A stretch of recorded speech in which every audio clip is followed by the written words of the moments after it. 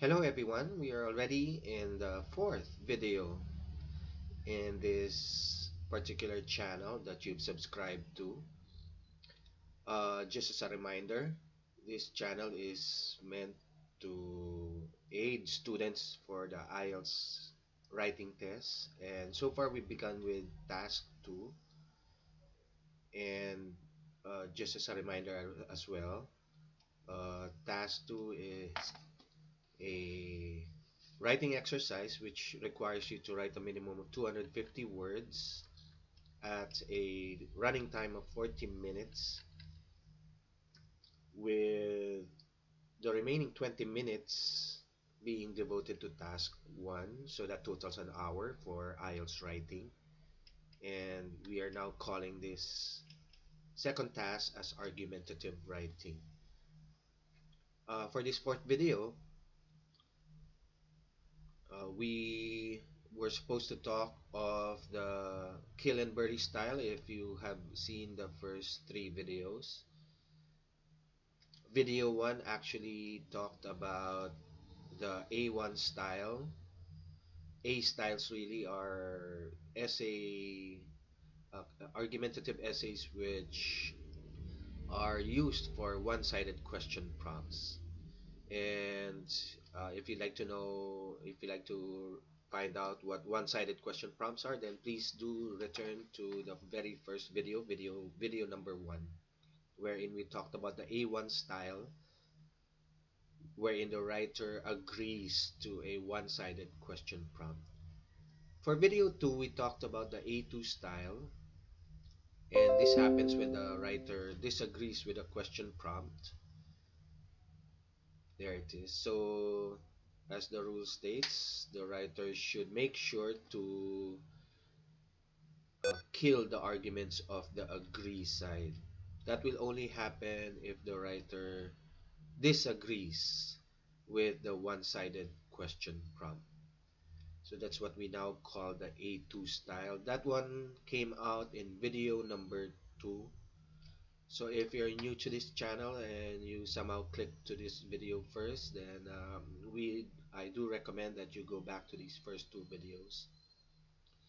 Now for the third video, we had samples of an essay that scored a band 7.5 using the agree style, A1 style, and an essay that scored a band 7 using the kill style.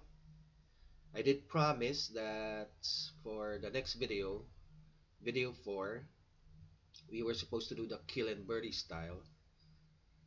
However, what I found out is, as I discussed the first video on the A1 style and the second video on the A2 style, and succeedingly exemplified with actual passer essays for the third video, I suddenly found myself with a lot of questions. So instead of talking about the kill and bury style, then we'll just devote this video for discussion on the questions that were posited to me. So this is gonna be a relatively shorter video compared to the first three videos that you've seen. For those who are once again new here, so B styles on the other hand are argumentative essays which answer crossover question prompts. And for that, we have four choices available. So we can use the A2 style once more for that. And we can also use the B1, B2, and B3 styles to answer these crossover question prompts. Mm, the C styles, on the other hand, are actually hybrids, or they are combinations of the A and the B styles. And so from the B styles onward, we will be talking about this in the succeeding videos. Don't forget to click subscribe. There's a lot of videos to upload yet, and there's a lot of lessons to talk about. So it would be best if you click subscribe so that you will be duly updated and notified when the new videos come out. So for this video, like I mentioned, we're supposed to answer the questions that came up when the first three videos were posted. If you remember, we were talking about this particular question prompt. Some people say that teachers should be paid according to how much their students learn. To what extent do you agree or disagree? So this is clearly a one-sided question prompt. And so the only options for us to answer this question prompt is to use either of the A styles, either the A1 or the A2 style. So the cardinal rule there states that if the writer agrees with a one-sided proposition, then the writer may just choose to posit a number of arguments to defend one's agreement. However, if the writer disagrees, then the writer will now have to implement some higher level of abstraction, so to speak, by killing the arguments of the agree side.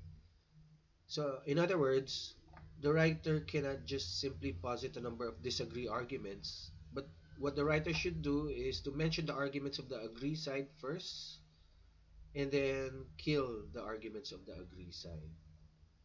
Now, I had a lot of questions with regard to that, like question number two. If one can agree to a one-sided question prompt exclusively, why can't one disagree exclusively? So that's the question. That's really a very good question, and we need to answer that question right now before we move on. And closely related to that is question number one, which asks, why does the writer need to kill the opposing opinion? Can't the writer just outweigh the opposing opinion? Kill. That word kill was first encountered in video 2, which means to render the arguments of the opposing opinion completely false or illogical. So isn't it enough to just outweigh the opposing opinion? Does the writer really need to kill the arguments of the opposing opinion? We'll answer these first two questions right away. And then there's a third question which asks, in the essay on the internet, this was the actual band 7.5 essay that I showed you in video number 3. Why was there no mention of the wheel? So we will talk about that later. That's also a very good question. So moving on, I've created this binary illustration of how it should look. So when you are confronted with a one-sided question prompt, so now you are thinking to yourself that I can only implement the A styles. So if you agree with the one-sided question prompt, then you're over here. Then your essay is gonna look like something like this. Maybe you'll have your introduction, and then maybe you'll have your agree argument 1 and your agree argument 2. Optionally, you can have your agree argument 3 if you have something in mind as well and you have time for it. And then you proceed to conclude. So that is now what we call the A1 style as discussed in the first video. There, let me just fix that. However, when you suddenly disagree, then instinctively what some writers might do is to have this kind of pattern wherein they have their introduction first and then they have their disagree argument 1 and then disagree argument 2 and disagree argument 3, and then they conclude the essay accordingly. The third disagree argument is optional if you have the argument in mind or if you have the time for it. However, if the writer does implement that kind of strategy, then the writer is now in violation of the cardinal rule, which states that if you disagree with a question prompt, let's go to the question prompt right away. There. If you disagree with this question prompt, some people say that teachers should be paid according to how much their students learn. Well, what you should do is to mention these agree arguments first and then kill these agree arguments afterwards. So you cannot just straight away give disagree arguments without first mentioning the agree arguments and killing the agree arguments. So what we need to do here is we need to inject a option wherein we implement what we call the kill style. Kill arguments. There. So in so doing, you're now doing what we call the A2 style. For disagree. There. Okay. So the question has been posited, why is it that when a writer disagrees with a question prompt, why does the writer have to implement this complicated procedure of mentioning the agree arguments first and then coming up with the kill arguments for these agree arguments? Well, the answer to that is really very simple, because the agree arguments are actually very explicitly stated and mentioned in the question prompt. There, you can see that over there. Some people say that teachers should be paid according to how much their students learn. These are actually agree arguments. So with these agree arguments, then what we can see is that if they are mentioned in the question prompt explicitly, then they should be in the essay explicitly as well. You cannot therefore ignore the arguments of the agree side just because you disagree with the said question prompt. So that being said, if you do disagree with a question prompt, then what happens now is that you may posit your disagree arguments if you want to, but do not forget that the cardinal rule states that you should mention the agree arguments as well and kill these agree arguments afterwards. So what happens if you successfully kill the agree arguments? There, then you're now performing the A2 style. And then you follow up with your own disagree arguments afterwards. Then that is now what we call the kill and bury style. And that is going to be the subject of our next video, uh, which was supposed to be today, but I decided to just devote this video for the discussion of the kill and bury style. There. So hopefully that answers the very first, the second of the three most frequently asked question. When you disagree with a one-sided question prompt, why should a writer be obligated to mention the agree arguments and kill them afterwards? Again, the answer is the agree arguments are explicitly stated, so they should be explicitly discussed in the essay as well. That is really a new cardinal rule, so to speak. Everything that's in the question prompt should be duly expounded, expanded, explained, and elaborated in the essay. So remember, we had a first cardinal rule. Okay, so let's just fix that. We had a cardinal rule which we were discussing earlier with regards to the one-sided question prompts. So maybe we can call this cardinal rule number 1. If the writer agrees with a one-sided proposition, then the writer may just choose to posit a number of arguments to defend one's agreement. However, if the writer disagrees with a proposition, then he or she should not forget to kill the arguments of the agree side. Then add to that, we now have cardinal rule number 2. Everything that's in the question prompt should be duly expounded, expanded, explained, and elaborated in the essay. The first of the most frequently asked questions did ask, why was there a necessity to kill the arguments of the agree side? Here. This was discussed in video 2, the kill argument. So just to remind everybody, to kill an argument is to render that argument completely false or illogical. The question was, isn't it enough to outweigh the arguments of the opposing side? Well, the answer is, like I said, these strategies are proven and it's been a result of years of research. And what I've noticed is that if students do try to outweigh the opposing opinion, sometimes it works, sometimes it doesn't.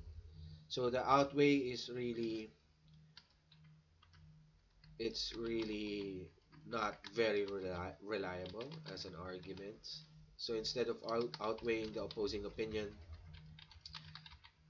then you might as well just, for certainty, just kill the argument of the opposing side. Render the argument of the opposing side completely false or illogical.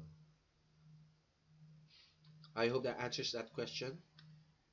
Sometimes it works, sometimes it doesn't. So I'd rather teach something that works all the time. So officially, I am now saying, I am now discouraging all students from attempting to outweigh the opposing opinion, and I am encouraging students to only kill the arguments of the opposing side. Okay, we now have two cardinal rules. Now the third question was asking about the essay that scored a 7.5, and this is what the question was referring to. This one was a 7.5 from way back 20, no, there, 2017, October 14, 2017. So this is the band 7.5 essay. This was shown in video number 3. There are several inventions in human history, such as the wheel. Some people believe that the internet is the most important invention. To what extent do you agree or disagree? What the writer did here is to posit 3 arguments in defense of her opinion, agreeing to the question prompt. So that's her introduction. This was her first argument, that the internet is used to enhance communication there. And then this is her second argument. Another reason is the internet widens a person's knowledge there. That's the second argument. And then the writer had a third argument where she mentioned that the internet eliminates cultural barriers. And after having posited those 3 agree arguments, the writer proceeded to conclude the essay accordingly. And in the process, scoring a 7.5. What the writer did here, therefore, is what we call the A1 style, wherein she just agreed to the one-sided proposition. And mm, since there's no disagreement to the proposition, then there was no need to perform any other complex argumentative procedures such as the kill. And the question now was posited as to why the writer did not mention anything about the wheel. So I believe that the answer to that question is the wheel is really only meant to be as an example here, and it's not meant to be the central line of argumentation at all. So if the writer had, for example, discussed the wheel extensively in this essay, in comparison with the internet, then that writer is now arguing off topic, and I'm sure that writer would have scored a 6.5. So the intelligent thing for the writer to have done is to have recognized that the wheel was only mentioned here as an example, rather than something that would be the central line of argumentation. The essay should indeed just talk about the internet and maybe mention the wheel as an example alone, not as the main topic of discussion. So I hope that answered that third question. And there. So some people say that teachers should be paid according to how much their students learn. So this is the essay that we did once again for the first and second video. So again, just as a reminder, this is how we did the first video, the A1 style, wherein we just posited the agree arguments. However, since we disagreed with the question proposition, then we now had to implement the A2 style over here. So we first mentioned the agree arguments, and then we proceeded to kill each and every one of these agree arguments. If you want to see how that worked, then please proceed to video 2, and you will see how that looked like in an essay. So for the next video, we're now about to do the kill and birdie style. So what will happen with the kill and birdie is you will now have birdie arguments over here, and can have one Bertie argument or two or three depending on how much time you have. And so some writers really do manage to write such long essays. But since there's so many arguments for us to do in that Kill and Bury essay, then what we will do is something more concise, and I'll show you how that's gonna look like.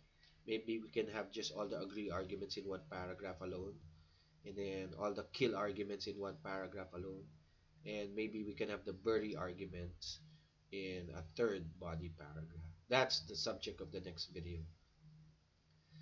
So for this video, as a review, we answered three frequently asked questions. Why does the writer need to kill the opposing opinion? Can the writer just outweigh the opposing opinion? So I did say that the outweigh is a soft argumentative strategy, that the best option really is for you to kill the opposing opinion, because the outweigh sometimes works, sometimes it doesn't. And if one can agree to a one-sided question prompt exclusively, why can't one disagree exclusively? So the answer to that question is, when you disagree with a question prompt, then you will have to perform the two-step process of first mentioning the agree arguments and then killing the agree arguments afterwards. And the reason behind this is the agree arguments are explicitly cited in the question prompt, as you can see over here. And in the essay on the internet, why was there no mention of the wheel? I just answered that because the writer who scored a 7.5 for that essay intelligently recognized that the wheel was only mentioned in the question prompt as an example and not as the central line of argumentation. So that's it for today's video. Mm, Again, video 5 is going to talk about the kill and bury style. And for all of those who have just arrived at this channel and have just clicked on this video for the first time, then I'm sure you will find yourself sufficiently confused already. So I would recommend that you go through the series of videos in their chronological order from video 1 to video 4. This is already the fourth video accordingly. And please do click subscribe so that you will be notified when the new videos come out. The videos follow a logical ordering, and if you somehow miss any of the videos and jump to the later videos, then that's going to end up confusing you. So if there are more questions, then just feel free to pause it by just posting your questions in the comment box below, and I'll see you in the next video again, guys. So thank you for your time. Bye everybody.